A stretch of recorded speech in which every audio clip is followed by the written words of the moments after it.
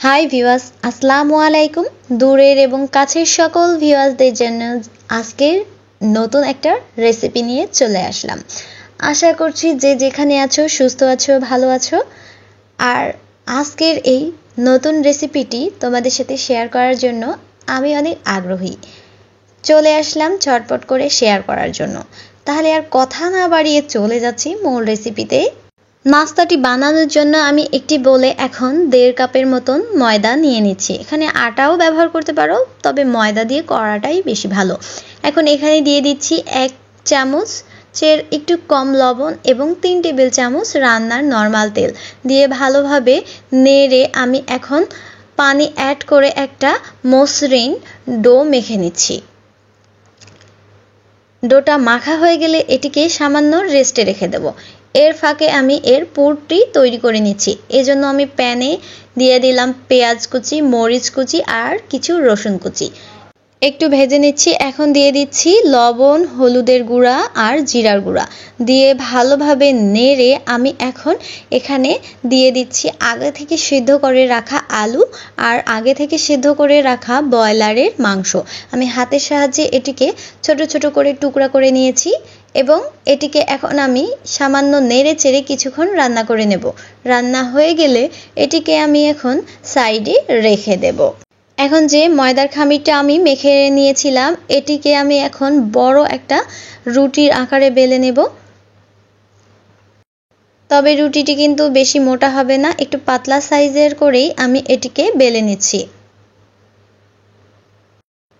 লম্বা করে পাতলা করে বেলে নেওয়া হয়ে গেলে এখন আমি এটিকে গ্লাসের সাহায্যে ছোট ছোট করে কেটে নিচ্ছি। তোমাদের হাতের কাছে যে কোনো কাটার থাকলে সেটি দিয়ে কেটে নিতে পারো। এখানে আমার একটা রুটি থেকে 4টি হয়েছে। এখন আমি এটির ভেতরে পুর দিয়ে দিচ্ছি। পর্যাপ্ত পরিমাণে এখানে আমি পুর দিয়ে নিচ্ছি। বেশি একদম দেওয়া যাবে না, আবার বেশি কমও দেওয়া যাবে না। পরিমাণ মতন এখানে আমি পুর দিয়ে নিচ্ছি। পুর দেওয়া হয়ে গেলে এখন আমি এটির ওপরে আরেকটি দিয়ে এখন সাইডগুলো আটকিয়ে দিচ্ছি।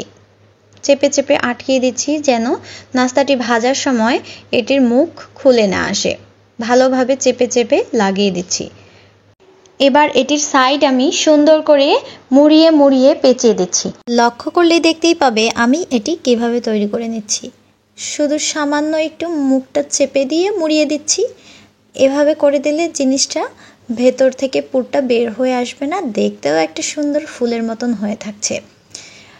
এভাবেই সুন্দর করে তৈরি করে নিচ্ছি সবগুলো পিঠা। দেখার সৌন্দর্যের জন্য কিন্তু সবাই এটি খেতেও পছন্দ করবে।